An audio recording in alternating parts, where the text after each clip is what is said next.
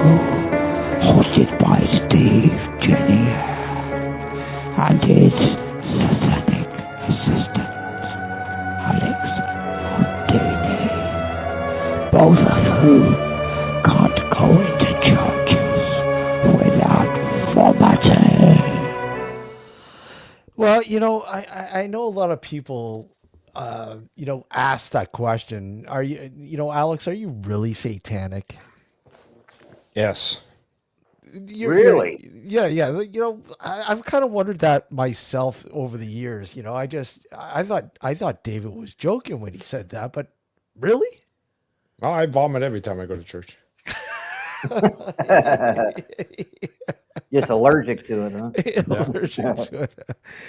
Anyways, thanks for tuning into and watching Nocturnal Frequency Radio here live on the New Visions Radio Network, and of course here on our YouTube channel. And tonight we have our first time guest to the show, Jarred Proctor. How are you, sir? Man versus ghosts. I'm doing well. How are you guys doing tonight? Awesome. Pretty man. good. Pretty good. It's good to have you, man. Like I said, I've been following what you've been doing for a while, and been pretty pleased. I mean, you're doing a pretty good job, Jarred. Thank you. I appreciate that. I try. I mean, what got you started with man versus ghost? Like, all of a sudden, bang! It's, I don't want to say it came out of the woodwork, but it's just like, I don't know. Poof. Well, I'll tell you. Long story short, I started watching paranormal videos when I was real young, and I had experiences of my own, which we can get into that later. Yeah. But I started watching YouTube paranormal videos, and I was like, man, the stuff I'm seeing on YouTube, it just doesn't seem right. It seems like there needs to be some kind of channel out there that's showing the real deal paranormal. And that's kind of what got me into making YouTube videos. Is I just wanted to bring forth real paranormal evidence. And so people will go, well, what do you mean by real? I mean, real, like, tell us, real. Yeah. Real is really hard to come by, to be honest with you, in my experience. And typically when I count something as being real on my channel, I'll use the disclaimer. I'll be like, hey, it's real to me. You have to make the decision.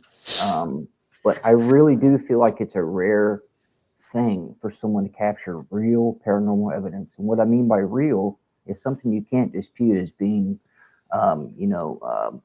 just sounds, natural sounds like building sounds, or maybe there's another human in the building that you didn't account for. I'm talking about something that you can look at it and it's definitive proof. But that all comes down to definitive proof to me. And I think that's a big thing for ghost hunters is the experience you have, the personal experience you have. It's kind of hard to display that sometimes in the video format. Because, when you're in the building and you're all alone and you're scared, you're hearing noises, when you're seeing this on the TV screen, you're sitting in the comfort of your home, it's kind of hard to, take into the fact of what's happening in that building in that moment. There's sometimes I get sounds that my camera just doesn't capture, and you got to say, I heard it, but the camera didn't capture it. And it's like, well, how do you boil it down to being real paranormal evidence, unless you experience it? What I liked about your approach when I first started watching the vids that you're putting up there, and the fact that you're, kind of explaining to people what certain things, certain aspects of, what people are witnessing on these, these YouTube channels or whatever else. And, how a lot of it can be, explained away and, recreated, and not necessarily debunking it, but just, rationalizing and saying, hey, no, what a lot of what you're seeing is just, it's really explainable. 100%. I Right? agree. Yeah. Yes, sir. And I understand where a lot of these channels are coming from because they want the clicks and the views, but at the same time, what's the cost? You're having to push out over dramatic videos to Mhm. get the clicks and the views, and that just doesn't sit well with me.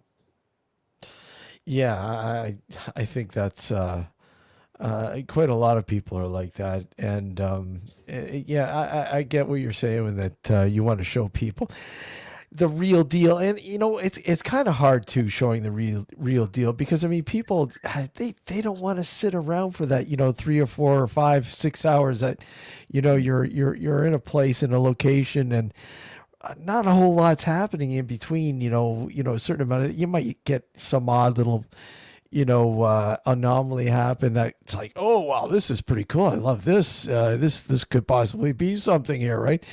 And of course, the shows they don't show you that stuff because I mean, hey, we're gonna lose all our viewerships here. They're gonna go find something else because I mean, let's face it. Let's face it. I mean, the attention span of the world right now is pretty like next to zero, right? So I mean, Yeah, again, that's what I like about your approach and how you put the vids together. And you keep people's attentions, I think, with not necessarily, you know, look at look what I found, creating something that's not even there sort of thing, right? But yes, you, sir. you find ways of grabbing people's attention. So I mean, what like give the rundown so people haven't watched your vids yet or don't know you. What's your take? What's your process of putting these together and presenting it to the viewers? Yeah, sure. Well, I try and keep things bare bones. And what I mean by that is I don't typically use a lot of gadgets. And when I do, I'll make the disclaimer like, hey, this is either going to be for entertainment purposes or I don't really believe in this gadget so much, but I'm going to use it anyways. But I typically keep things bare bones because I am a 100% believer that if a place is haunted, you're going to hear things, you're going to see things. And I don't get evidence in all my videos. I just don't. Yeah. But let me just take you to the beginning of how I do a ghost hunt. Um, I typically don't do a lot of research into the paranormal claims before I go to a location Mm. because I don't want to be, biased. Um, I like going in by myself. So the first time I ever went on a ghost hunt, legit ghost hunt, I went to Indiana State Sanatorium Mhm. and I knew nothing about this place. Come to find out, it is one of the most haunted places in the U.S. Um, so I just jumped right in the deep end, and I won't lie to you guys. I only made it to about 11 p.m. and I went to my car and I kind of rolled the windows up and I laid down because I was just so scared. But I think it was Really? just the first time jitters of Really? doing it. Yeah, um, that is the one place um, that I have experienced some things that I truly cannot explain, Mhm. and that did terrify me a little bit. Um, but I really try and keep things bare bones. So Yeah. I just walk around with my camera, I point and shoot. If I know a little bit about the history of the place, I'll give the history. Um, I don't try and over dramatize my videos. So if you're a first time viewer and you want to check out some really good paranormal videos that are bare bones, I'm not going to lead you in a certain direction. These videos are for you. You'll Mhm. enjoy them. So, um, with that being said, I mean, you get a little bit of background history of the location. Now, when you're in there doing your investigation, how much of it is, the findings or your sort of aim is to sort of, you know, link the history with your findings? I mean, is that important to you? Yeah, yes and no. I think it's good to know a little bit of history about Mhm. the building itself, Yeah. but no history that's linked to the paranormal. Because I've found in my personal experience, that if you Mhm. know anything, um, like if you know certain paranormal accounts are happening there, you're prone to seeing that happen. Yeah. But I do think it's very important to know the history of the place because if you are a believer in the paranormal, you should know some of the names of the people that were there, or the doctors that were, let's say it's a hospital. That way you can try and interact with those people if they're still there inside that location. So I think it's good to link some of the history, especially if it was, a sanatorium and it was tuberculosis ward. It's good to know that because you know what you're going to be interacting with. Yeah, the reason why I ask that is because there's been a lot of places, and I'm not going to name any, obviously, that you go into these places and they have like a multitude of claims, if you will, like history, and a lot of it's just made up. Yeah. It has nothing to do with the building or the buildings or location's history at all. And a lot of these people run with it and they go in there and they base their investigation on trying to find evidence of this stuff. And realistically, none of that's there. I agree. I just Right. went to Washington State on my West Coast trip, Yeah. and I was at St. Ignatius Hospital in Colfax, Washington. Okay. And I was actually talking to the caretaker, Val, and she was telling me that I kind of asked her, I was like, so what happens when these big YouTubers come? And she pretty much told me that most of them, they make up the claims. They make up the history. They make up the claims of what's happening inside this location. I'm not going to name any channels, but she did name some of the big few. That's a shocker. Yeah. Yeah. And how bothered was she by that though? She was bothered. She was because she's a person, she respects the location. Yeah. She respects the building. And she believes respect should be given when you come into, this building because she's a caretaker of this building. Yeah, She's there all the time, Yeah. So it meant a lot to her. And I could see that it really bugged her. Yeah. I mean, a lot of these places, they do have that, that particular person of interest, that caretaker. Exactly. You've been doing quite a few of late. Like you said, you mentioned West Coast trip. So I mean, what did that consist of, going up the West Coast? Because you're what, based in Florida, right? Yes, sir. Yeah. And so I mean, that's quite a drive all the way up to Washington State. So, but you did the West Coast. Okay, so. So was there a multitude of locations that you went to go check out, or was just the one? No, I think I went to, it was 4 locations. So I started, my family lives in Tennessee. My family being my brother and my nieces and nephews. I love Tennessee. So, me too. Yeah, it's beautiful. I love it. It's a nice state, man. Perfect time of year now. It's going to start changing colors. Yeah. So I went up to Tennessee. That's kind of base camp because I do this trip every year. I pick out a new spot in the U.S. and I go. So I went up there. I met up with my family, and my friend Riley came, and we went to Brushy Mountain State Penitentiary as the first location. Okay.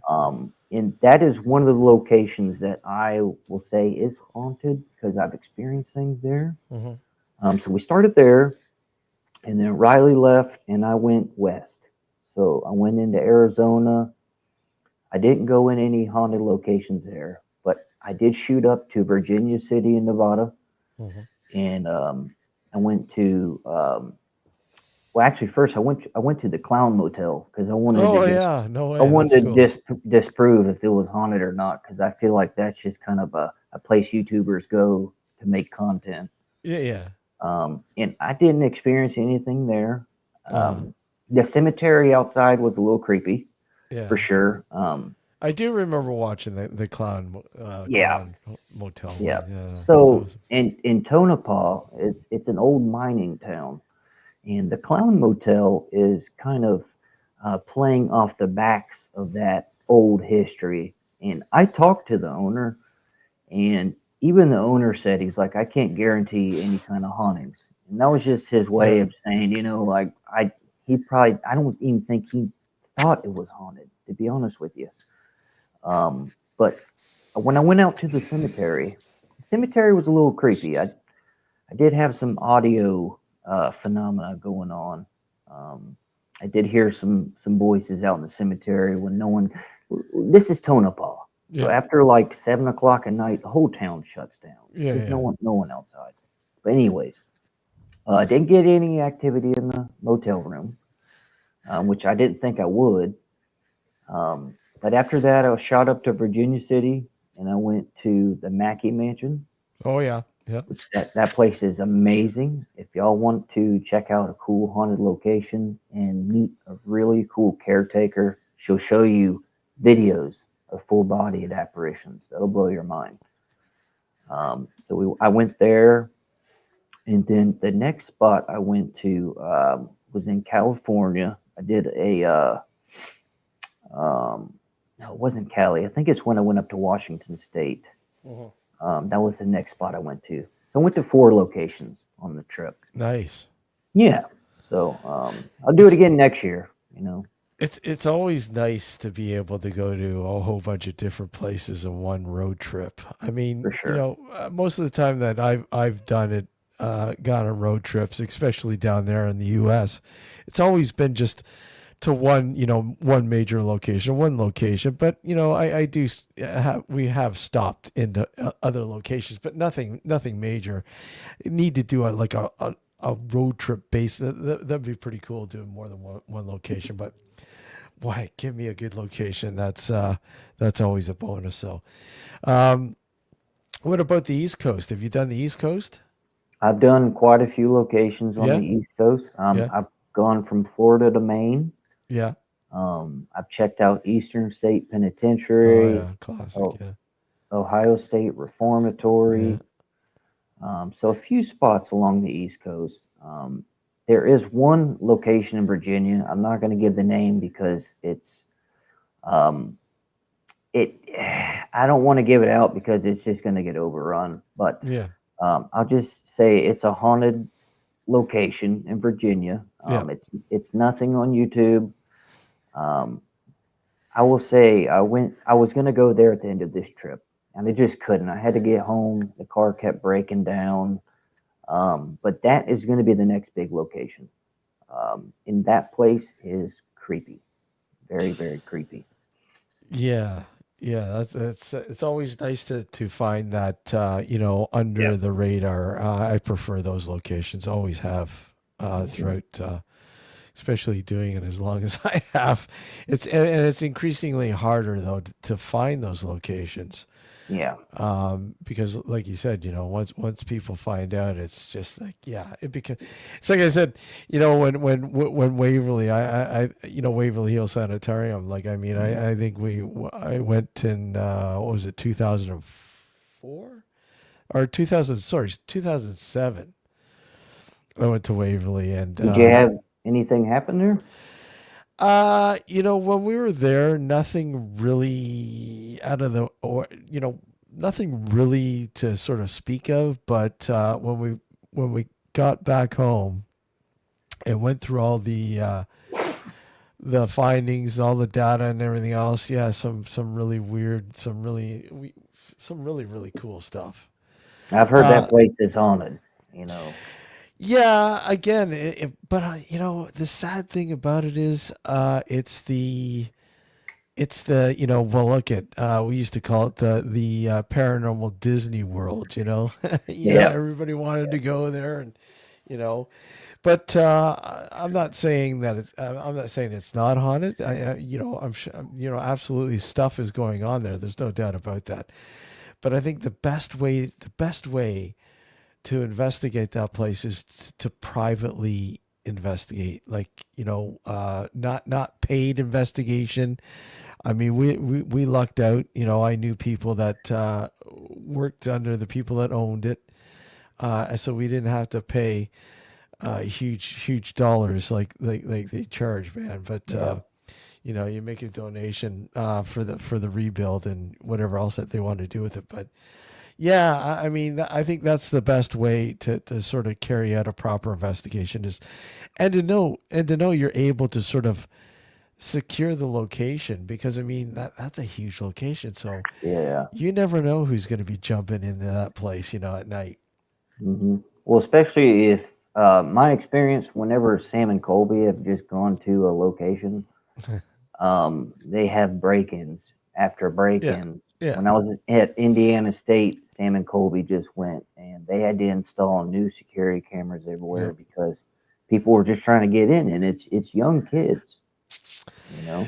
Well, and that's what happens, right? When somebody popular as they are, it brings out a whole different, people who just don't look at the paranormal as something serious. It's more of a thrill seek, Yeah, yeah, And unfortunately, there's a lot more people out there than people care to really know. But yeah, it's always been a black stain on the paranormal as a whole, if you will, the thrill seeking. So it's like urbexing, right? Like, I mean, you go to these abandoned locations, and true urbexers, they go in there, they just go in there to explore it and take some photos and whatever else, and leave. They don't destroy the place, right, And right. it's the same with real paranormal investigators. I mean, number one, your safety, right? Hmm. And people don't take that into consideration when you're going into these places. I mean, you got to look after not only yourself but the people you're bringing in with you, Yes, because you never know what'll happen, man. yes, sir. Some crazy stuff's happened. And what's the craziest thing that's happened to you? Paranormal or just natural? Both. Well, paranormal. And I was lucky for this to happen with my friend Riley, so she can attest to this. But Yeah. it was when we went to Indiana State Sanatorium, and I've seen things growing up, so but this was totally different. This was on a different level. We were standing in the four-way, which is like the nurses' quarters, and there's four different hallways.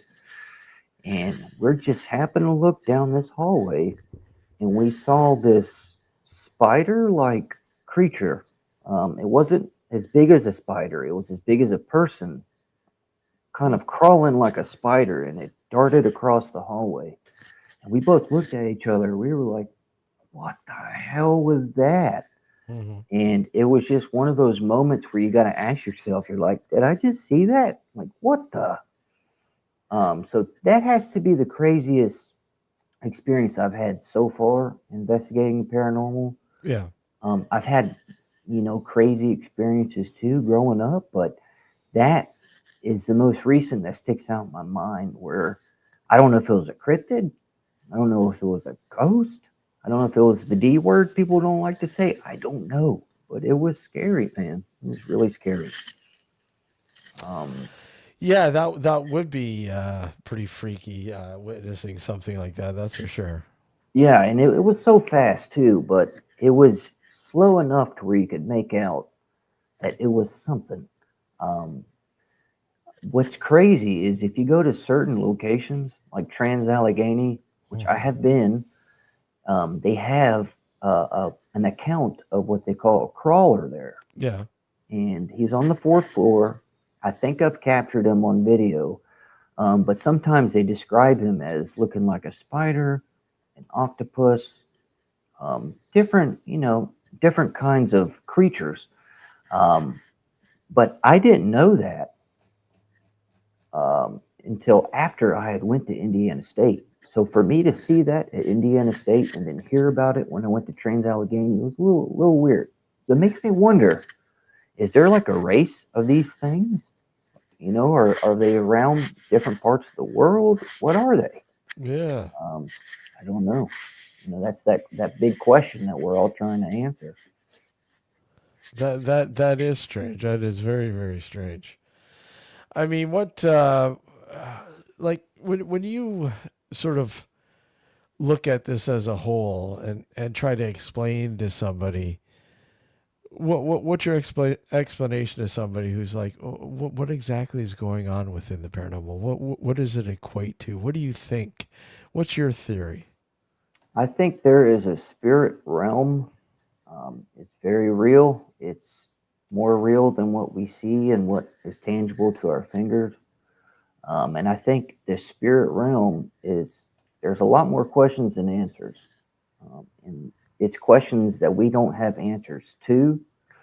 But at the same time, there's a finality in the answer of the spirit realm is real, even if you can't see it right now. And there are things in the spirit realm that kind of peep their way into our realm at times. And I think that's what's happening when people are experiencing the paranormal. They're peeking into that spirit realm just for a split second. I don't think that's the case always. I think sometimes it can be naturally explained. Because when you're standing in a dark room, your eyes are trying to make sense of the shadows and the different lights coming in. There is pareidolia. That is a very real thing. Yep. Pareidolia, yeah. But for the people that have come to me and they're like, man, I have experienced this. This is real. What is it? Easiest explanation I can tell you is there's a spirit realm. It's very real. There's things in the spirit realm that are not us. You know, there's creatures. Some believe Bigfoot's part of the spirit realm. There's a lot more questions than answers. And I know that's kind of paradoxical, but that would kind of be my answer. And I think it's okay to have questions. Well, yeah, you have to question everything, and then the way I look at it, have always looked at it. I mean, you're constantly learning. You're a student Yeah. when it comes to this. I mean, the answers, I mean, are there, but is it,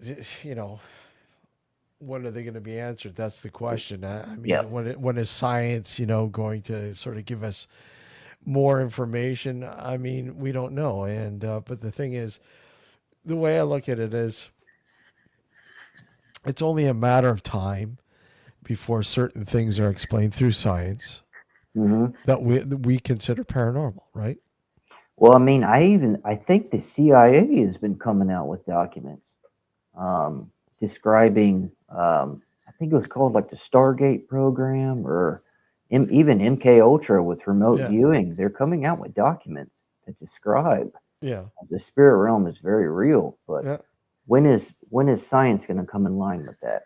That's my big question. yeah. Well, that's a lot of people will sit there and go, "Well, science has given up on it." I don't think so. I think No.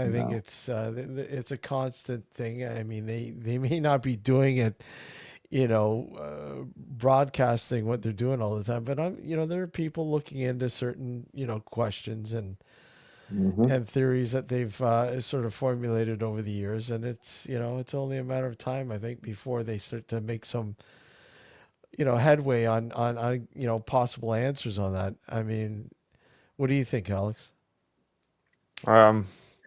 Science? I don't know. No, but here's the thing with the scientific community that I've found. Yeah, It, they, I know that there are some within the community itself that are willing to sort of touch upon these fringe topics. Most of them won't, primarily because, especially with the paranormal, mm, it's something that can't be repeated. yeah, It can't be done on demand, sort of thing. yeah, So in their eyes, they're like, well, then it can't be real, right? And I'm Mm. not going to bother. And the other aspect of it is you have so many people coming out in public making ludicrous claims mm, about the paranormal, yeah, and they are found to be nothing but a bunch of horseshit. They're not going to want hmm to associate with that. Yeah. It's a waste of their time. what about what do you think, though, with the serious researchers, though? What do you think? How do you think they view those, the people that are actually doing the hard work, the hard data, and using science as their backing, and making some sort of, not claims, but bringing forth some information that could possibly change things. So you've heard the expression "the boy who cried wolf," Yeah. right? So you got to look at it in that regard.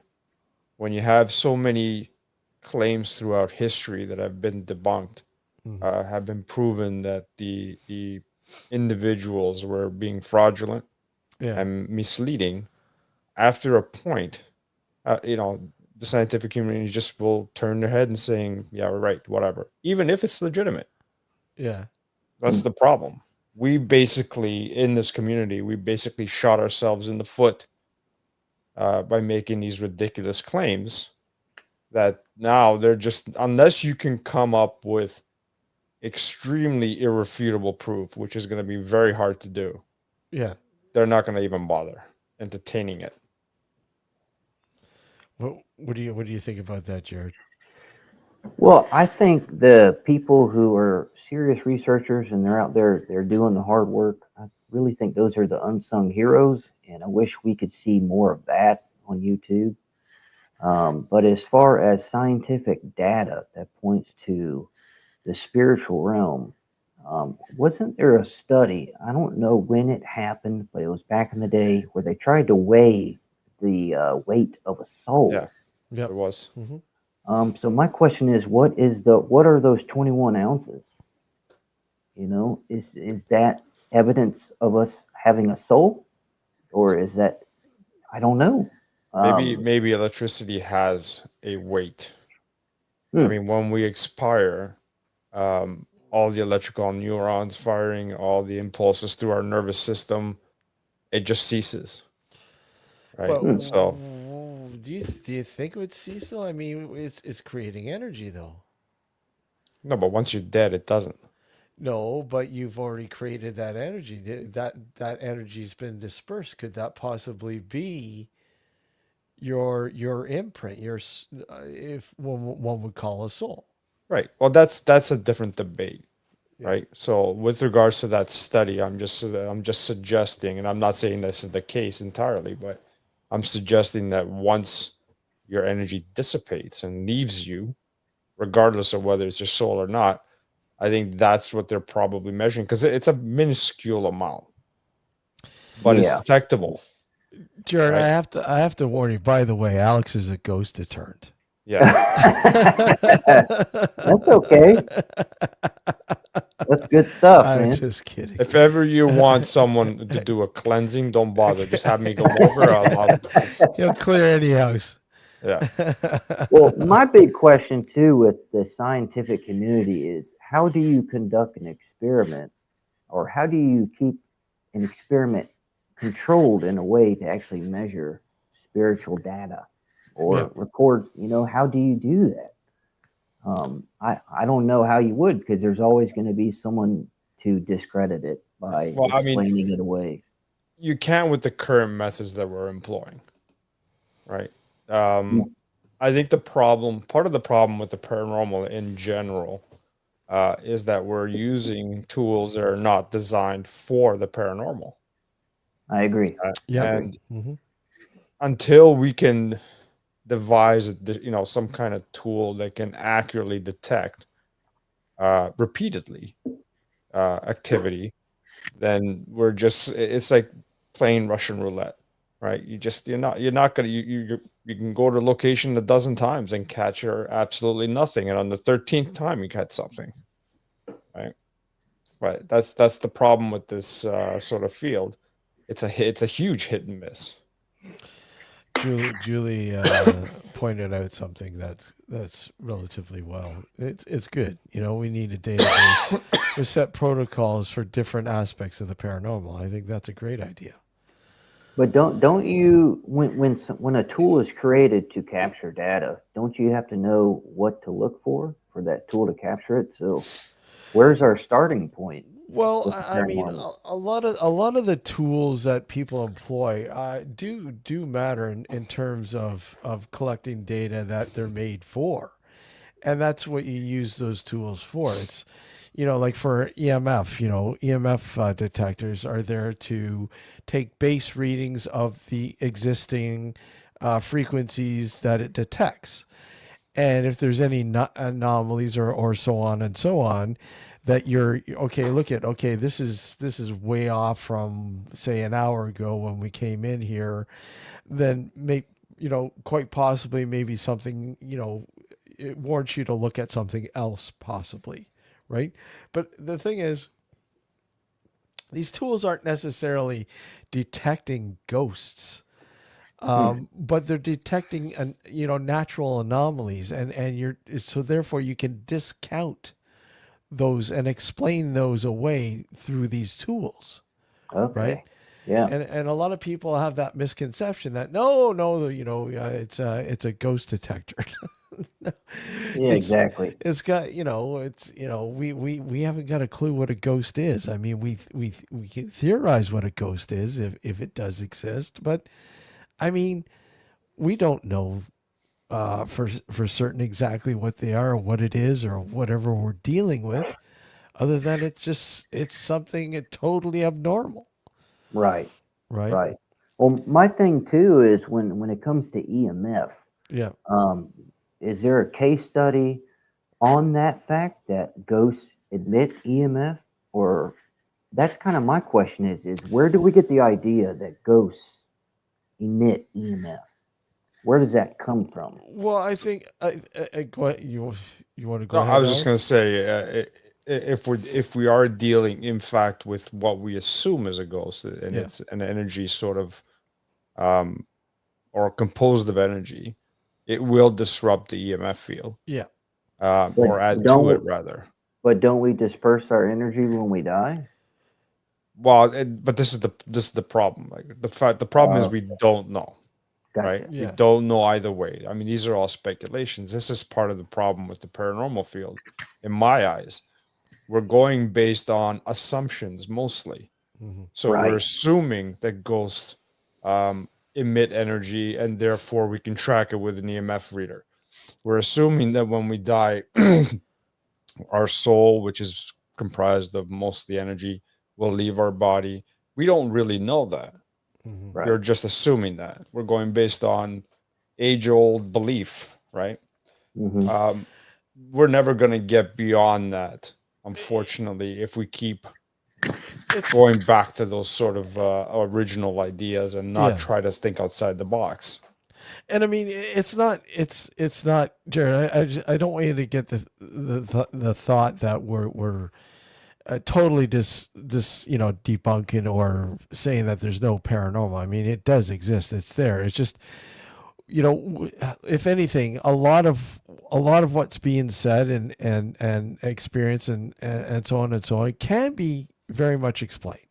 And as you Yeah. said in the beginning, it's very rare. Like Mhm. true paranormal, I don't want to say evidence, but findings, it's very rare. And when it does happen, it is, yes, it is. It's very special because is this something that could possibly, further the study of the field, right? Mhm. And I mean, that's not to say that, yourself, myself, Alex, or whoever else have never gathered this kind of information. I've got tons of stuff like I've been doing this for 30 odd years. And I can tell you, man, I've got a lot of stuff that it doesn't make sense. Right. You can't explain it. It's just like, wow, okay, that's But an that's the fun anomaly. part, is finding It, out those anomalies exactly. Mhm. and trying to figure out what it is. I think part of the problem with a lot of people out there is that they automatically make the assumption that an anomaly equals ghost, Yeah. or an anomaly equals a Yeah. haunting. And that's Yeah. what we got to try to sort of not necessarily steer away, but be more critical of. I Right? agree. And Oh yeah, you got to critically yeah, think. You got to critically think. But again, it's not to try to put a damper on anything. It's just like, when I first started, Jared, when I first started, it was a grassroots approach, and basically, I look at people who've been doing it longer than I have, and how they approached the paranormal. Like, you look at somebody like the Godfather of Canadian paranormal. That's oh yeah, Richard 70s porn star. Yeah, yeah. But you look at what how he approached it and how he devises all these theories and so on and so on. It may look kind of, I don't know, quite different to those who might be, fresh into the paranormal now, and sort of, you know what? Because it is like it's like the Wild West. It is. Mhm. There's no doubt about it. I mean, you go out, you go to these locations, and you get a high from just going to these locations and something weird happening. You're like, wow, that was incredible. And I still get it every once in a while, not quite as much as I did before in the past, because a lot of what I witnessed before, through my experience, I've been able to explain, Yeah. right? But there are a shitload of things that I've experienced I can't explain still. I can't. So, which leads me to believe, absolutely, there's something, going on. What it is, that's the fun part. Yeah. Yeah. That's the fun part, trying to, figure out exactly what that is. Right? Well, you watch, new YouTube these Yeah. days and these channels, and they have all the answers according to them. You like, Right. especially these big YouTube channels. Yeah. But to me, I think the closer I get to the paranormal, the more I don't know. I really don't. Exactly. Absolutely. Yeah. Absolutely. That's the approach you should be taking. Exactly. Right. You We don't know what it is. We don't know at the moment. We don't know how to accurately gauge it. But Exactly. it's people like yourself and other people like you who are going to be sort of the pioneers of a new wave of paranormal research, right? And so it's necessary. And that's why I said, Jarred, I like your approach, because you're not claiming to be an expert. You're not claiming this. You're not claiming that. You're wanting to learn. You're wanting to understand, and that's what I mean. The way you're presenting it to people, it's like, yeah, okay, this is cool. What is it? This is great. This is great. It's the total opposite, polar opposite of a lot of the crap that's out there on YouTube now. Because we all know there's a lot of it out there, and the sad fact is that they're putting this stuff out there and people are buying into it because, hey, it's a mob mentality, unfortunately, and hey.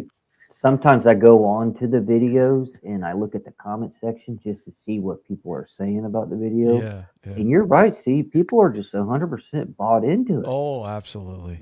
And you can clearly see that this video is satirical. And even people making the video are like, this is satire, but people are still believing into it. Yeah. It's wild. People are so gullible. Well, I always equate it to when I was a kid, when you were watching wrestling. And, when you're a kid, you believe the wrestling was real. It was real, it wasn't staged. No, it's not staged. These guys, back then it wasn't as entertaining as it is now. I mean, obviously it's all scripted now, but I mean, when it was scripted when I was a kid too, but not quite nearly as much as now. But I mean, it's the same thing with a lot of these these YouTube channels and TV programs and so on and so on. It's entertainment. 100%. It's clicks and views. That's all it is. Clicking, yeah, absolutely. It's all about trying to get those subs and donations and whatever else. I don't know, but I mean, it's refreshing. That's why it's refreshing, people like yourself who aren't taking that route. You're taking a totally different route. I think a more responsible route in the way you're presenting stuff and the way your approach is. Well, I appreciate that. Yeah. And and I think to me that is like, within 5-10 years, you're going to be like, holy shit, man, I can't believe I did that. I'm not kidding you. I look back at a lot of the stuff I did and go, wow, you look at it entirely different once you start to experience a lot more and start to learn a lot more. And I think that's a lot of people are, don't want to, go that route. It's not about learning and wanting to understand. It's more about, let's go out and, capture a ghost. Oh yeah. It's just thrill seekers. That's 90% of it. Exactly. But yeah, it's yeah. What are you gonna do? But like I said, yeah, keep doing what you're doing. Like obviously, I mean, like I said, I like your approach and the way you're presenting things. It's a really good way of doing it, I think. You're so I mean, when you mentioned you had experiences yourself, Yeah. did you want to get into those? Yeah. So honestly, my first memory, I know it sounds kind of cliche, but most people, their first memory might be, hanging out with their dad or their mom or going to the public pool. My earliest memory is I was laying in bed and I had woken up. I don't know if I was waking up from a dream or what, but I just remember it so vivid. This, I guess it would be an entity. I don't know what it was. It had walked through my door. Yeah. I don't know how old I was. I had to have been probably 5, something like that, 4 or 5. Um, but this thing had walked through my door, and I remember it vividly. It had a rope burn around its neck. But as soon as like I was looking at it and I noticed that there was something going on with its neck, Yeah. it turned around and it walked back out of my room. Oh wow. And that's where the memory stops. I don't know what happened after, like if I was terrified or what, if I went back to sleep. But that was kind of the precursor to my,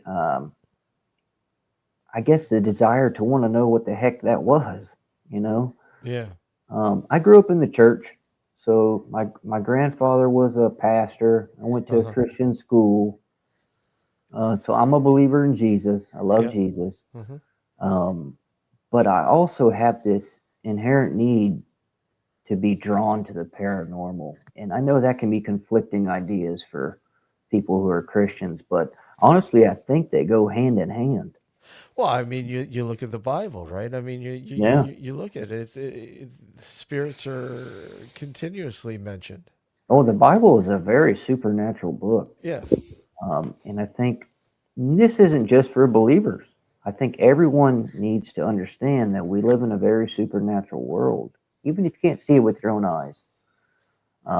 But to jump back into some of the experiences that I had, I went down a pretty bad path, went to prison after the military, and when I got out, I found a church.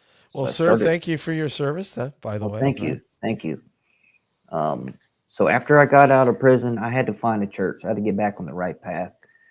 And I found this church, and I went to a service. It was a completely different kind of church. It was very lively, people wearing flip flops and jeans, and it wasn't, a Bible beating kind of church. It was just very open.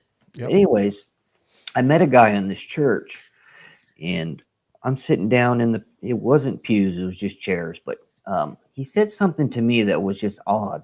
He says, the supernatural is going to overtake you very soon. I'm like, what the heck does that mean, man?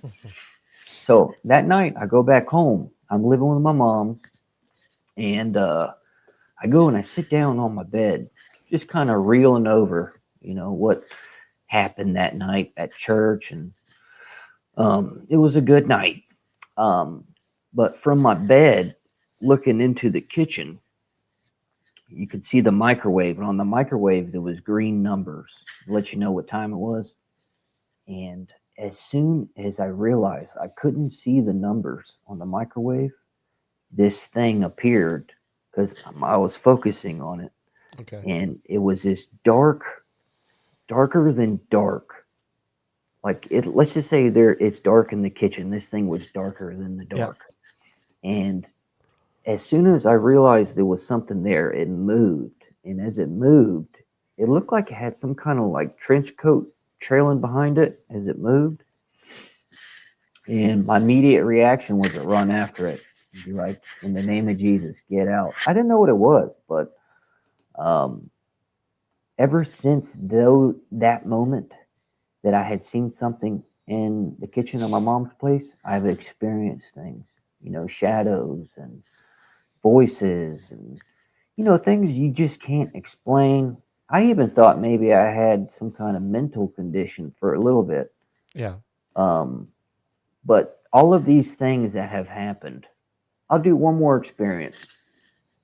So I have a spiritual father, which in the Christian faith is just, a male figure that'll take you under his wing and just kind of, teach you some things.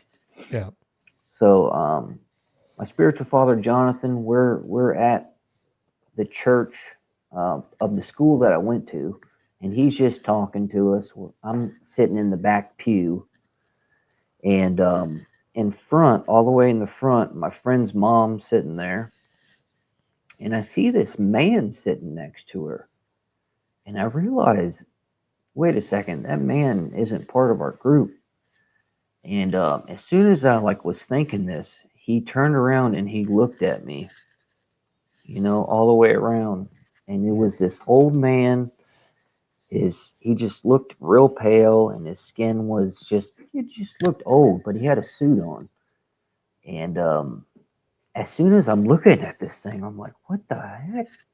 Jonathan, who's in the front, my spiritual father, who's, kind of teaching right now, he looks right at this thing. Yeah. He says, get out in the name of Jesus. And to me, I didn't feel like I was crazy anymore, because it was like confirmation to me that what I've been seeing with my eyeballs is real.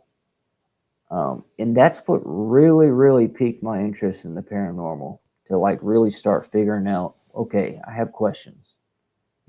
I need answers.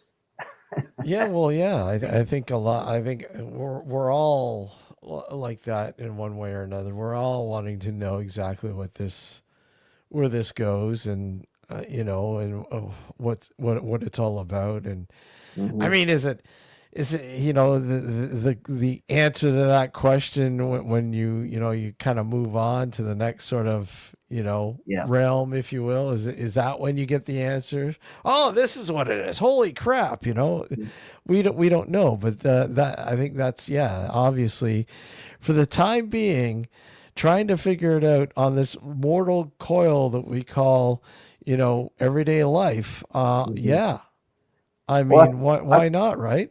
I feel like once you get to a level where you feel like you have figured out an answer to a question, whole plethora of new questions are brought Yeah. to you. Mhm. And you're just like, well, what the hell, man?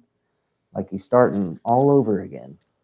And that's the beauty of it, though. I mean, like what Alex was saying earlier, I think that's the beauty of it um, is trying to find the answer to that question. Yeah, and you go to Alex. How does that question changed over the say the 20, 25, 30 years that you've been looking at the paranormal? How's that question? Has that changed? What question are you talking about? What the paranormal? What is it? Oh. Has that changed for you over the 20, 30 years? No, I still don't know what the fuck it is. But it's I know what it's not at times when I hear stuff being propagated either on YouTube or other mediums. There is no way of really knowing what it is. That's the thing. I think the only way we're going to truly find out for sure, definitively, is when we die. Well, okay. Well, let me rephrase it then. How your interest in the paranormal, wanting to look into it, and the questions that you were asking in the beginning, how has that changed? That's changed drastically. Yeah, Yes. how has that changed? So in the beginning, obviously, I was a lot more ignorant about the paranormal. I didn't know what it was, how to go about it. So I did what a lot of other people did, is I read about it on about some books or what have you, just about the paranormal. And because the internet wasn't that big back then. He's showing his age here. Yeah, exactly. But I did what other people did. Basically, I read up on it, tried to go on investigations myself, and I believed a lot more was paranormal back then than I do now. After having gone through, the over 15, 16 years on this show alone and interviewing all the different people we've interviewed, plus Shut up, Julie. Jeez. That's hilarious. There was no internet then. Yeah, okay. Anyway, so what was I saying? Oh yeah. So basically now, I don't fall for the your typical like, oh, my house is haunted or whatever, or oh, I've experienced this and this and this. Majority of the stuff has legitimate mundane reasons for these things happening. But the other aspect of it also is when it comes to personal experience, we don't know whether the individual experiencing said paranormal experience is not having a mental break at the moment in time, right? Hallucinations are a thing. It's been proven, right? Maybe they're on some kind of medication that is more or makes the individual more prone to hallucination.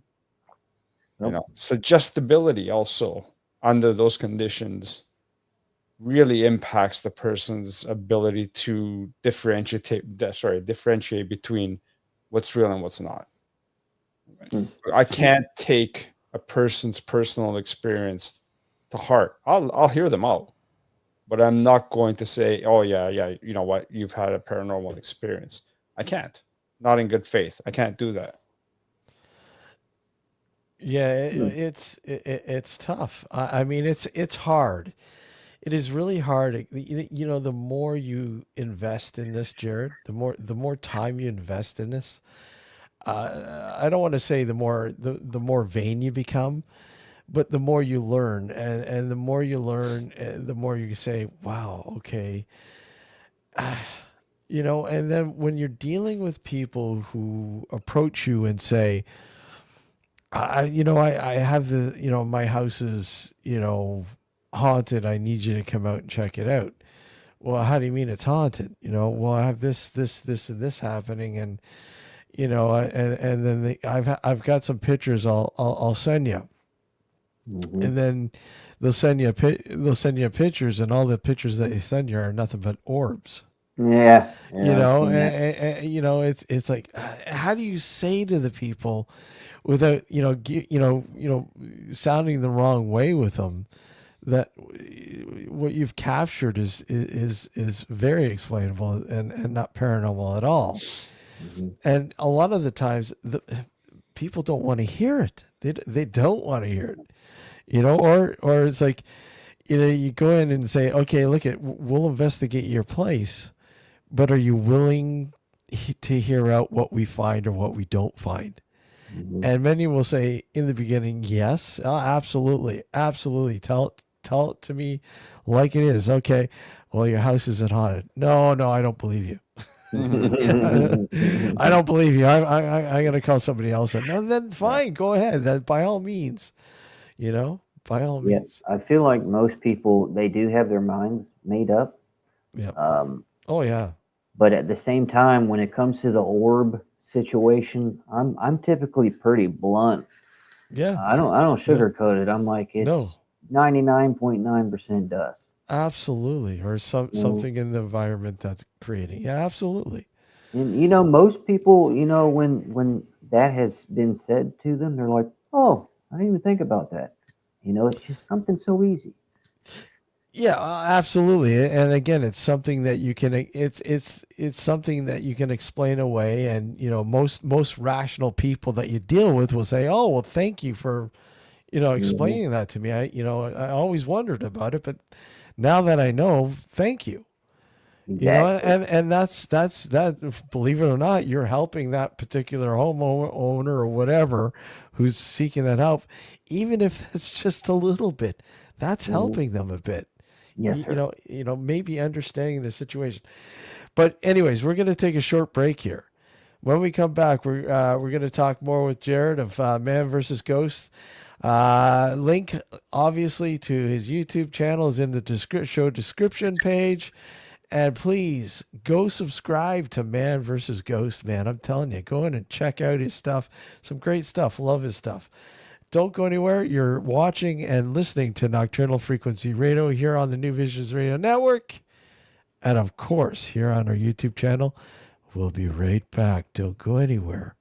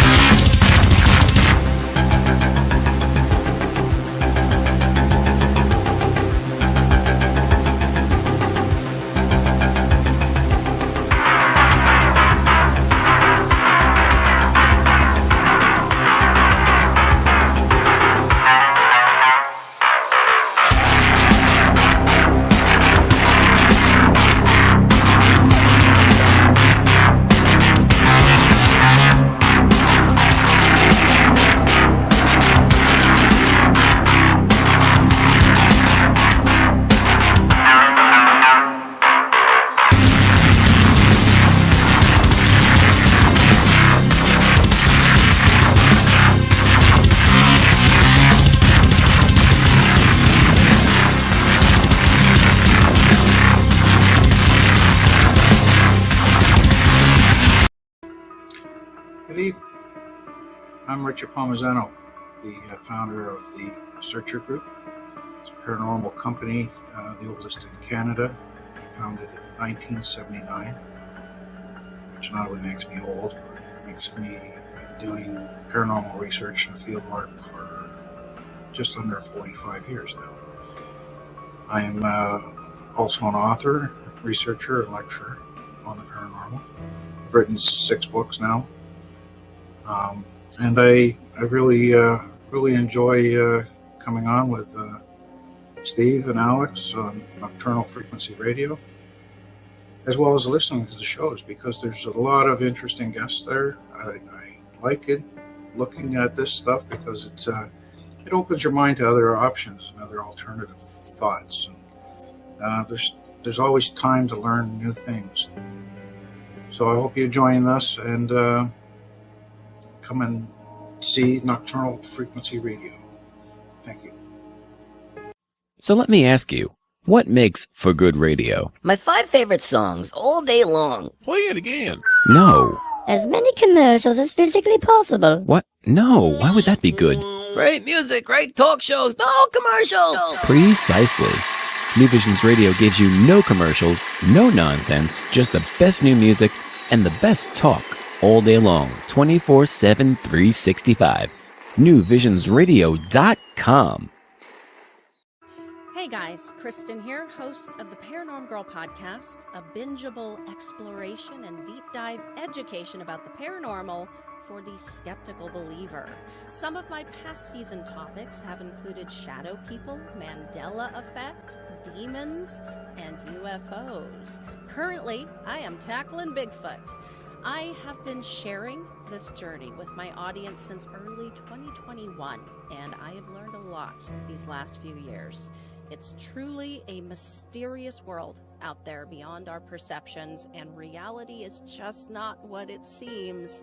I have also, since the start, met some awesome folks like Alex and Steve, and I've really enjoyed watching and learning from them and also joining them on their show. Their guests are always outstanding, their listeners are just the coolest, and these hosts are some of my favorite people. I recommend their show to anyone looking for an intelligent and fun conversation about the paranormal amongst friends. So join me on my investigation, join Steve and Alex on theirs, and enjoy. Now back to the show. You are watching Nocturnal Frequency Radio. That you are watching and listening to Nocturnal Frequency Radio here live on the New Visions Radio Network, and of course here on our YouTube channel. Yeah, Alex, the puppy is you know how puppies are. Well, Jerry, you would know. You've got a couple dogs yourself, don't you? Yeah, I got 3 Siberian Huskies / Raptors. That's what they are. I've got a 16-week-old Australian Shepherd Husky. Oh boy, you are in for a treat. Yeah, I already have been. So yeah, he's acting out. So go ahead. Sorry. Wait till it gets about 2. If he's got enough husky in him, once he hits 2 years old, man, you better childproof your house. You better just sell the house and live out in the field somewhere. Yeah, they're crazy, aren't they? Yes, Yeah. they are. They are crazy. I know my sister. She used to have a Siberian Husky, full Husky, and I remember. Oh man, but yeah, he's got quite a bit of Husky in him. So you could see it. You could see it. But you can see both, but they're both shit disturbing breeds, all right. Yeah. So, but anyways, once again, Jarred from Man vs. Ghost is with us this evening, and I want to thank you again for joining us, man. Hey, thanks for having me. I really appreciate it. Yeah. So what can people look forward to with new material with the channel? Well, right now I'm gonna probably try and focus on finding some Florida locations. Yeah. Which is proving to be difficult, because a lot of the locations down here that are haunted are kind of monopolized and they're owned privately, and you got to pay arm and a leg to go in, investigate. But I have been doing some more hometown haunts in some of my older videos. Yeah. So I'm probably going to expand upon that, especially down here in St. Petersburg, where I'm at in Gulfport. We have quite a few. I love St. Petersburg, man. I love it down there. Yeah. It is beautiful. I love it, man. I miss it. I've been down. I've been down since I think probably. Well, I was there last year. I went back down last year. Did you stay on the beach? No, my father-in-law used to have a place in St. Pete's there. God, I can't remember the exact area. But yeah, we were always on the beach, always down there. Loved going into Tampa and all sorts of shit. Going up the Gulf Coast. I love the Gulf Coast, man. Well, last year we got hit Yeah, you hard with did. hurricane. Yeah, Yeah. so a lot of the beach areas they're still trying to recover right now. I know one area that got hit pretty bad was St. John's, or sorry, John's Pass. Yeah, it sure did. Yeah, Yeah. it got blasted pretty bad. I was I follow a lot of the businesses that are there, and it's really sad to see that, man. It was devastated. Yeah, one of my friends, he had a business on Madeira Beach and it wiped him out. Oh, yeah. It was catastrophic down there. Yeah, it's scary when shit like that happens, man. It's like, I mean, there's thankfully well, I've been down there. I've been down there quite often over the past, I don't know, 10, 12, 15 years, whatever, but nothing major has happened like storm-wise or a hurricane or anything like that. But it's definitely brutal when something like that happens. You don't like seeing it, huh? We came close one year. I think it was Irma. Yeah. I don't remember if it went just south or just north, but we were looking at getting a Category 5 storm, direct hit. But the only thing close to us having a scary situation was back when I was in, I think, middle school. We had 3 hurricanes back to back. Hurricane Charlie went south of us and hit Punta Gorda. Yeah. And that one was pretty bad. But we've been lucky. We've been really lucky, man.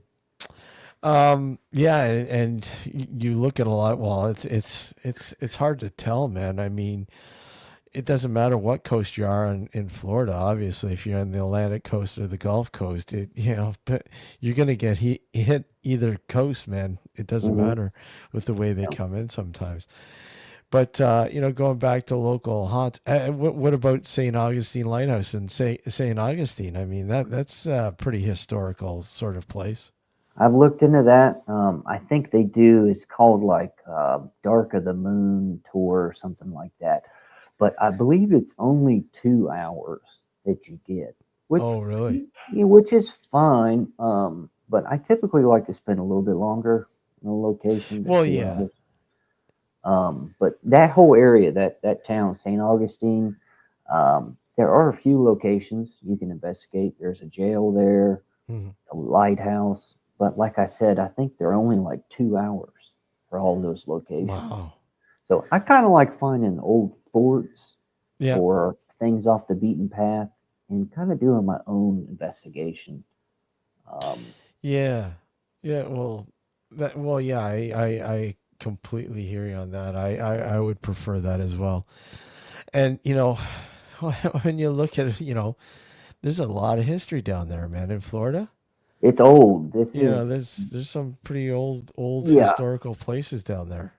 Well, I mean, most people don't realize this is the oldest settlement we have on this continent. Yeah, well, you look at St. Augustine. St. Augustine. Alone, you look at the fort there. I mean, that thing is it's probably one of the oldest forts in North America. Yeah, 1500s, 1575. Yeah, like look how many times it changed hands, from the French to the English to the Spanish, It's like it's gone through so many, and then, finally it was taken back. But I mean, it's just insane. But yeah, there's lots of places. Yeah, it's just, in terms of being able to find, a good location though. Yeah, it's tough. It's tough. We used to have sanatoriums down here in the 90s, I believe, but Florida has a way of tearing everything down so it can build, condos and apartments. So we don't have much when it comes to, because I like doing prisons and sanatoriums, just because the aesthetics as well. It's just a creepy place, but we don't really have that here. Isn't But is isn't there a place? Actually, one place I would ask you about too, but one place that I don't know too much. Is there not a location? I think it's by DeSoto Park there. Is there not a place inside there that I think is pretty historic in yeah, the park itself? we do have a fort at Fort DeSoto Park. Yeah. And I've been there before and done, kind of a half-ass investigation. I'd like to go at nighttime, Mhm. but as soon as you pull into the fort, there's a main gate on the road. And Oh, gotcha. they close it at night. So, Yeah. but if a place is haunted, it's going to be haunted in the daytime. Oh yeah, it doesn't So, matter when. Yeah. you know, What about the old bridge, which bridge? The Skyway? the Skyway? You know, the old one that they use for the fishing now. Yep, I've done an investigation there as well. Yeah. That one has some pretty strange claims. Which I've known the claims because I grew up here and you Yeah. hear about it. I didn't experience anything down No. there, but it is pretty wild because that is, I think modernly that is one of the closest tragedies we've had here in the area, the Bay Yeah. Area, is Skyway Bridge collapse. And that one it was a bad time for the community. It was one foggy morning, Yeah. raining, storming, and it was this huge tanker ship Yeah. hit the bridge, Mhm. and people just kept driving over the bridge until one guy got out. He started waving his arms like "Stop, stop!" And I think we lost a school bus, and I think it was like 6 or 7 vehicles that Yeah. went over into the deep waters of the Tampa Bay. Wild stuff. So yeah, so I mean, yeah, you never know, right? I mean, Yeah. something like that is very tragic, and usually Yeah. tragedy does carry a sort of an echo in time. Mhm. And yeah, you never know. I mean, it's not like, do you really want to like sort of investigate tragedy? But I mean, when you look at a lot of hauntings or supposed hauntings, I mean, tragedy plays a huge part Yeah, in a lot of it them, does. right? It does. I mean, that's pretty much the main culprit. Yeah. Is what creates a haunting is the tragedy. I don't know why, but maybe it just leaves some kind of stain or imprint. The energy, but that is pretty much the telltale sign of a haunting. Is there some kind of tragedy that happened there? Yeah, I mean, and yeah, it's funny because I think about all the time that I spent in Florida, especially in that particular area, St. Pete's, and I think about places that it's funny. I never ever thought about actually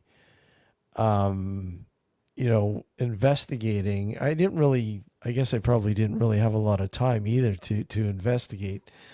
But places that I would love to have investigated. I just think of even in St. Pete's, the old pier, because that's gone Hmm. now, right? They totally demoed that pier, didn't they? And they built a new one. Yeah, they built a new one on it. It's a beautiful pier. Yeah. I've been to it before. I actually went into it while they're still building one night Oh for yeah. New Year's Eve, but it's a beautiful pier.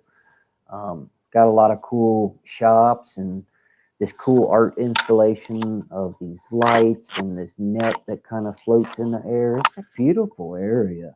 Yeah. Um, but I Oh, don't know. I don't know if there's any tragedy that's happened there though. no, I don't know. It seemed like the old pier kind of the way it used to be kind of made you think maybe Yeah, yeah. But I mean, surely there's probably some places even in downtown St. Pete's. There are some hotels. Yeah. There's the Vinoy, which is very old, Yeah. that you can check out. But the only thing is, you'd have to rent a room, and you'd be really confined to that room. Yeah. Yeah. I guess you could walk around and film and do a little investigation there as well, like inside the hotel. But there is something strange that I want to take my crew with me. Which Jason's been on a few videos with me, Yeah. and Tanner came on the Huggins Steinfeld baseball field video. Yeah. But we want to go down to, it's a public bathroom, but it's very haunted. Supposedly, it was built, or no, it was designed by the same architects that designed the Vinoy. Okay. So it has like this Romanesque revival kind of look to it. But even the homeless folks that are down there, they won't sleep in that bathroom. Really? Yeah, they just won't, because it's creepy. There's been a lot of paranormal encounters that happen within the bathroom.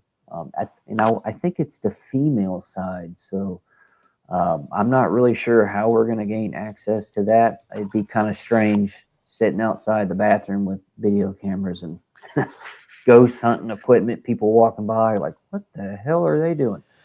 And I mean, even places like, what is it, Yarborough City, right? In Tampa. I mean, that's pretty historic. Oh, Ybor? Ybor, I mean, sorry. Is that how they say it up in Canada? I couldn't remember how to say it, to be honest. So yeah, Ybor is very historic. That's the Cuban revival kind of era where I think it was like a cigar making capital, that city. There are a bunch of abandoned buildings there, but it's kind of hood now in that area, which is fine, but as far as I know, all these buildings are privately owned.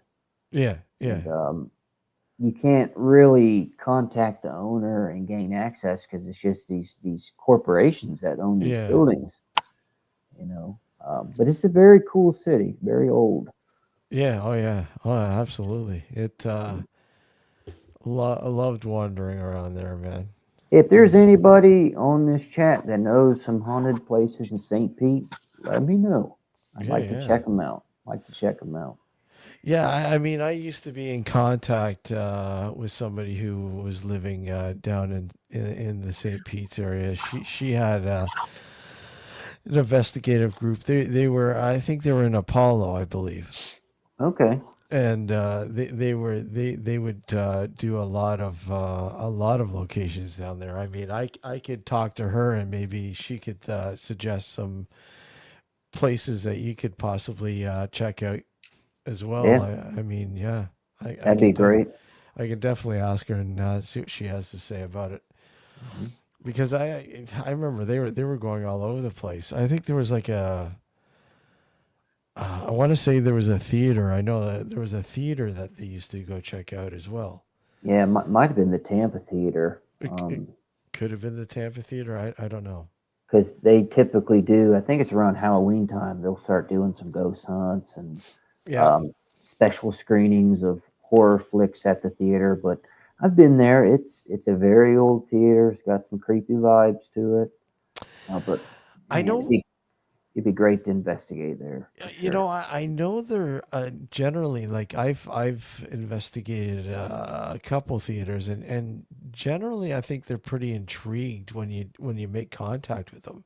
Mm-hmm. And they don't charge. At least I don't think they do. I mean, the theaters that I've done, they haven't charged. They're just more inquisitive as to what you might find. And so I mean, hey, you never know, right? Hey, keep in mind, I'll contact them and see. I think they do have ghost hunts certain nights in October, so check it out. Yeah, awesome. I mean, I know there's probably a few places. So no, definitely, I'll get in contact with her and I'll see what she has to say, and then I can definitely pass along anything she might recommend or suggest or whatever. And you being down in that area, so I mean, it could even be, within driving distance too. I love to travel. Yeah. I just really want to try and focus on places in Florida. Um, and there is a jail that's going to be opening up hopefully next year. Mhm. It's the Gilchrist County Jail. They're Okay. right now. They just got their historical landmark approval with the city, Yeah. but they're trying to renovate it a little bit. So I guess that way for safety measures. But Sam and Colby have actually been there before. I think it was Sam. Sam was there at that location. I can't really trust the stuff they get on their videos, but Well, yeah. it looks It's creepy, reference, right? so it's a reference. It's reference, and then you go in there and try to make sense of Yeah. all the stuff that they came up with. So if it's Well, real, a lot of local groups have been there before back in the day, and they've yeah, had experiences, so I trust that more yeah, than Sam and Colby's videos. no, Um, absolutely, but me and Jason have actually investigated one of the county jails here in Florida.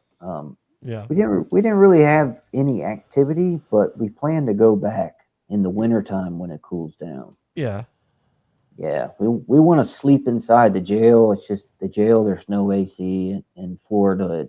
It's unbearable yeah. to do that in the summertime. So I'll definitely be doing that. Hopefully by the end of the year.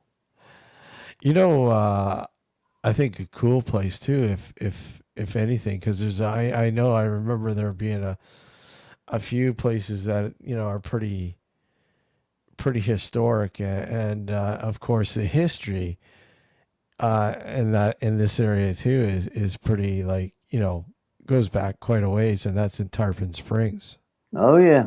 There's a cemetery there. I think it's Rose Cemetery, Yeah. which is kind of like a local haunt. We do have a few areas around that area. There's Spook Hill, Yeah. Spring Hill Cemetery, Oh yeah, Spring Hill. Yeah. the May Stringer House.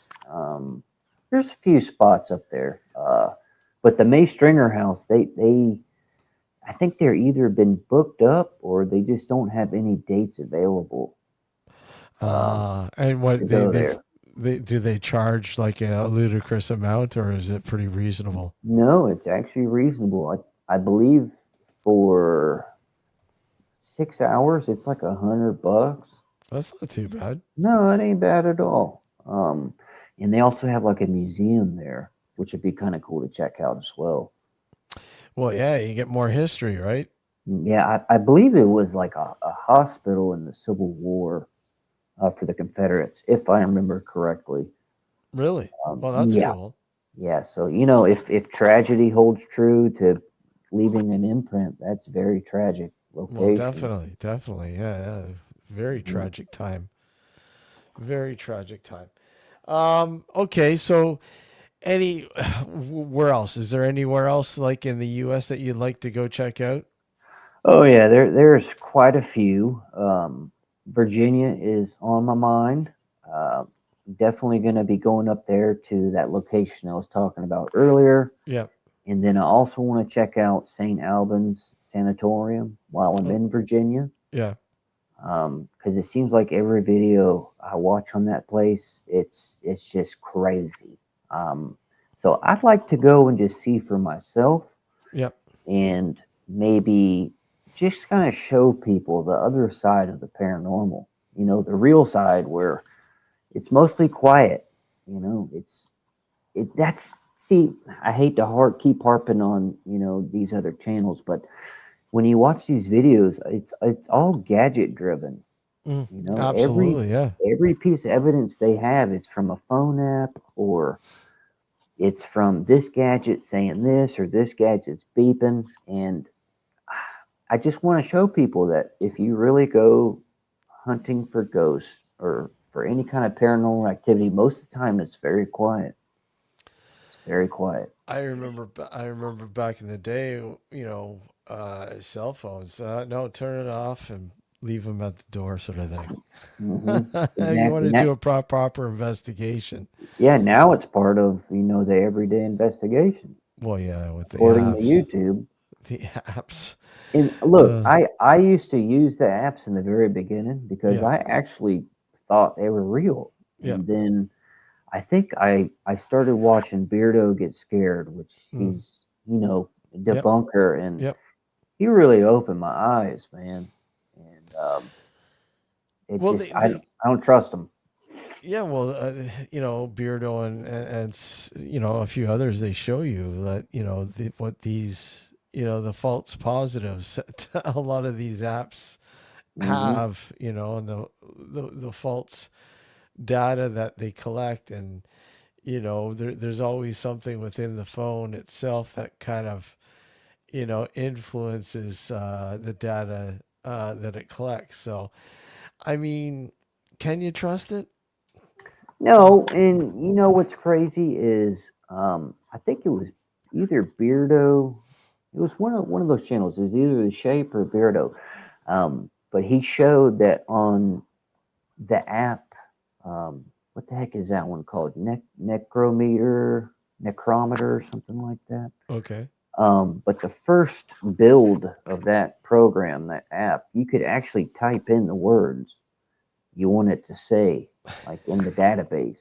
Of course. And he showed that, and ever since then, I don't trust him. I don't. No. I mean, let's face it. I mean, a lot of the people that are building these devices, to be honest, it's with one thing in mind: entertainment.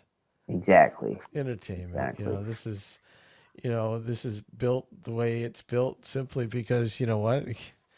You know, it's sad to say, but it's the reality of you know, apps using the phone. Period. I mean, there's so many things in the environment that can influence the phone.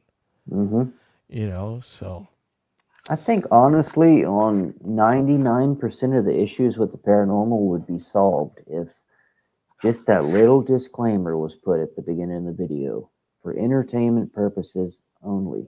Then it's okay. Do what you want.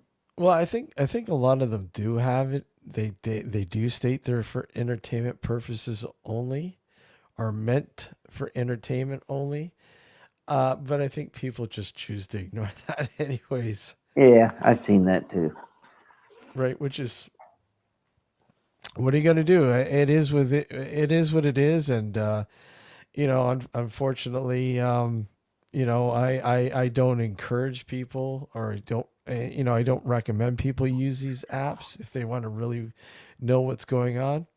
But you know, hey, everybody's got their, you know, way of looking at things. It's like the old parlor tricks of back in the day, right? I mean, people, you know, use them to see, you know, use them as experimental sort of tools, and to collect data with them if they may or may not work, and, you know, so on and so on. That can still be misleading. I am not entertained by the twins. Yeah, I know. Yeah, I don't think anybody is. I don't think anybody is. But do you have any last things you want to get out there, Jarred? Well, if you come to my channel and you check out the videos, you're not going to find a demon. You're not going to be. You're probably not going to be entertained as much as you watch these other channels. But what I can promise you is that the videos I put out are true. They're genuine. I might not get evidence every video, but I really love connecting with people. And one thing I put on some of my videos is like, let me know where you're watching from. That's my most favorite thing in the world. Like, you got people from India and Wales and England, people I would never connect with. And to me, that is the beauty of the paranormal within the YouTube platform, is connecting with people. You know, we try and spend so much time trying to connect with dead people, but we can connect with people that are living. Exactly. You know? Good point. Good point. And if anybody has like locations that they know of in Florida, they'd be like, "Hey, Jarred, check this place out. Let me know." I'm in Tampa. I like to say Tampa because most people don't know where St. Peter Gulfport is. So I'm within driving distance to a lot of spots. And if you're in Florida and you want to do a ghost hunt, let me know. I'm down to do that too. Yeah, I know for sure. Maybe the next time I'm down there, we'll have to Yeah, hook up and get something. That'd be pretty cool. for sure. I That'd would be love pretty that. cool. That'd be Hmm. pretty cool. Guys, go like and subscribe. Go subscribe to Man vs. Ghost here on YouTube. And again, the link is in the show description. Yeah, go subscribe, please. And Jarred, I want to thank you again for coming on, man. Yeah, I appreciate y'all, man. Thank y'all so much. Take care, and we'll definitely have you back on. Yeah, for sure. I look forward to it. All right. Take care, All Jared. righty. Take See you care, later. bud. Later. Yeah, so pretty cool. I mean, he's fresh. He's only been doing it for so long, but I like the approach. Like I mean, he's being responsible. I think. Yep. It sounds like it. Yeah, it's a learning process, and I think that's the main thing, right? I mean, look at this as a learning process. I mean, you're never going to know everything about the paranormal. You're never going to be an expert. Don't claim to be one. Sit back and just learn. Soak as much of it in as possible, because you never know when you're going to have to fucking use what you learn down the road. Right? And trust me, you're going to get into a situation when you're investigating something going, I remember something like this happening with something else. And you'd be surprised. You'd be surprised, man. So, once again, that's Jarred from Man vs. Ghost. Again, go sub to his channel, please, and thank you. And again, if you haven't subbed to our channel, please sub to our channel if you haven't. The hell you doing? Like and subscribe. Leave your comments.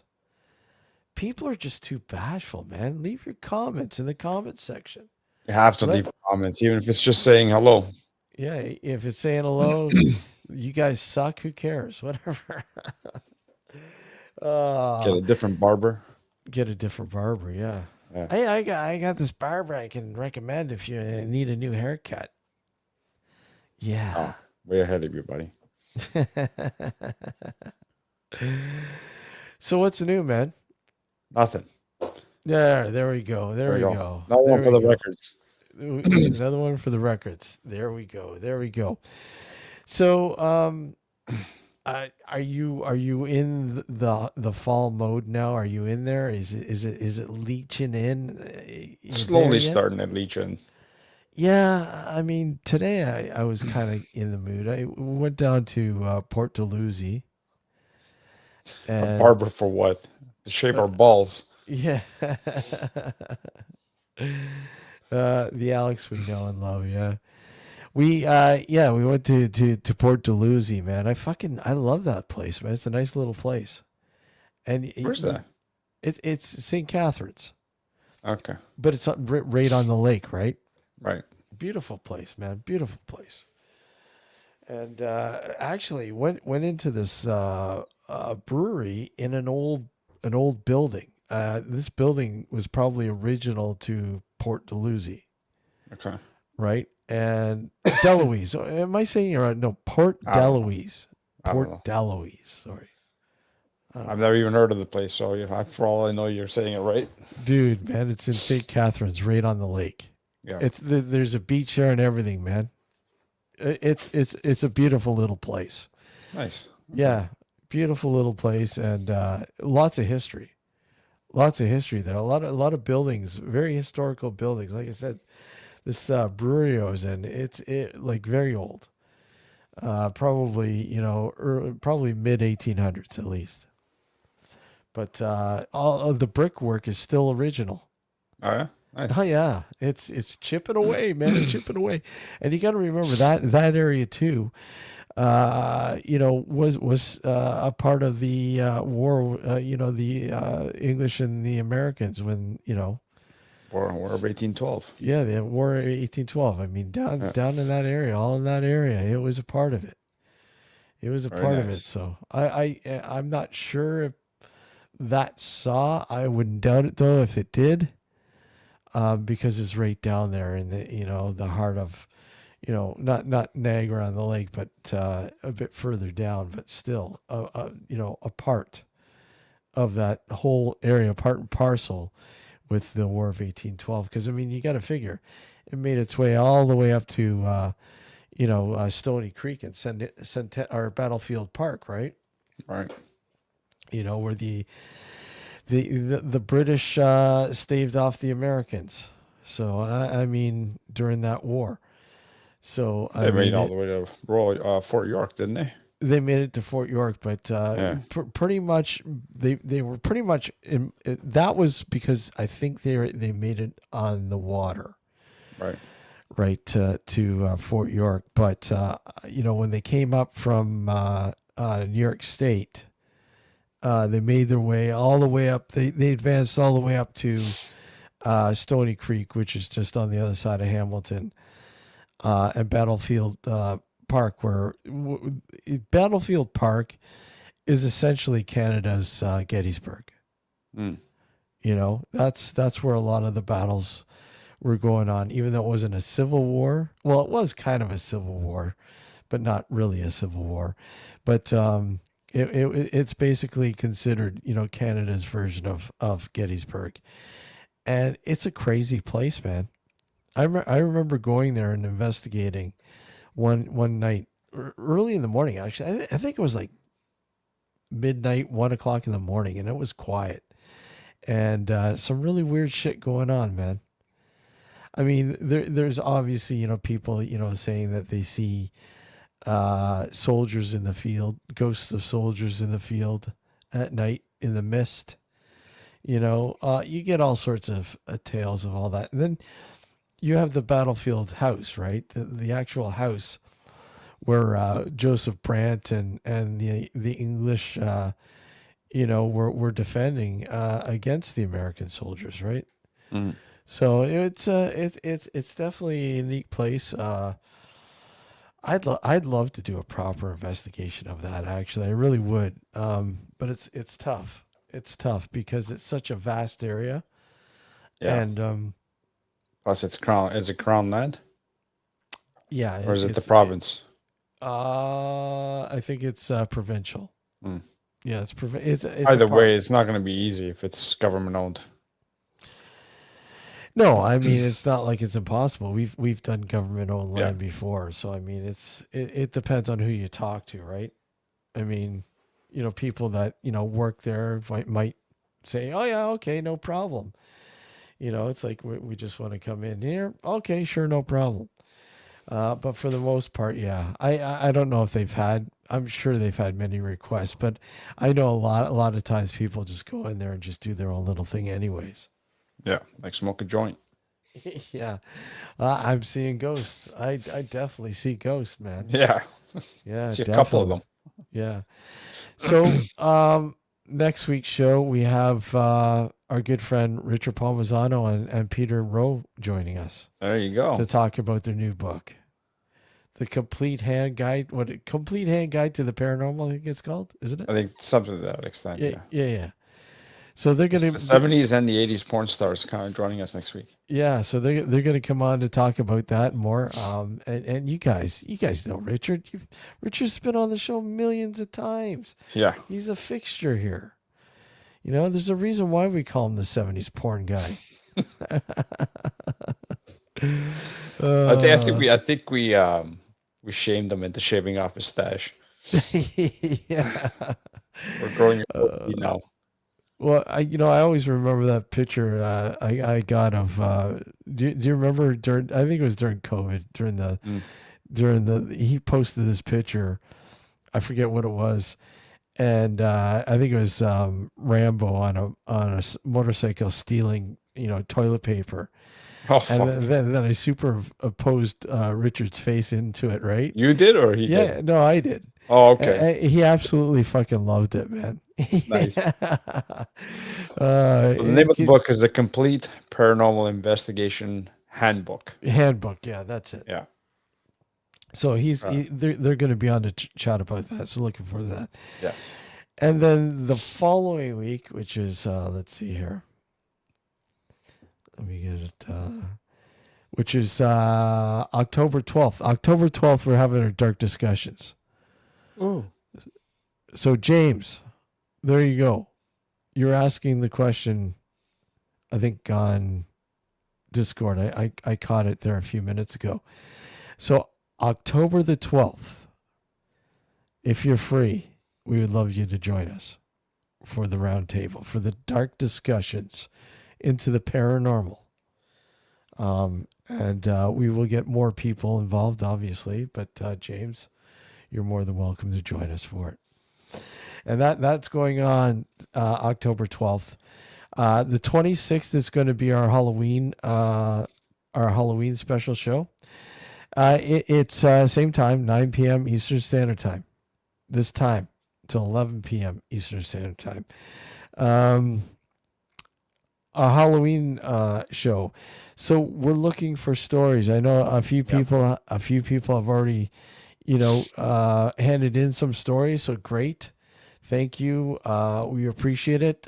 We still want more. So if you got a story pertaining to, high strangeness, we want them. We want Doesn't have to be ghostly. It could be cryptid. It could be UFO. Crazy, just crazy, unusual crap. Right? Yeah, it'll be 8 to 10 p.m. your time. Yeah, you're an hour behind. So, yeah. So if you want to, you're more than welcome.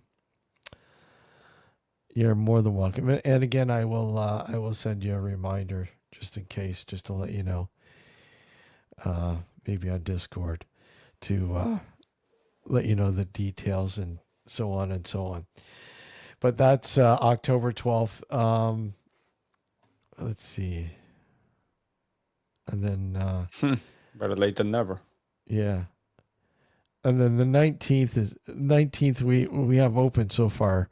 There was a guest, but unfortunately they're not able to do the 19th, so we'll see what happens with the 19th. But that's the schedule so far up until Halloween. Yeah. Well, I guess until then, guys, I want to thank Jarred for joining us this evening, and guys in chat and everything else. Thank you for popping on in. Like, subscribe, leave your comments. Yep. Leave your comments, please. Leave your comments. And yeah.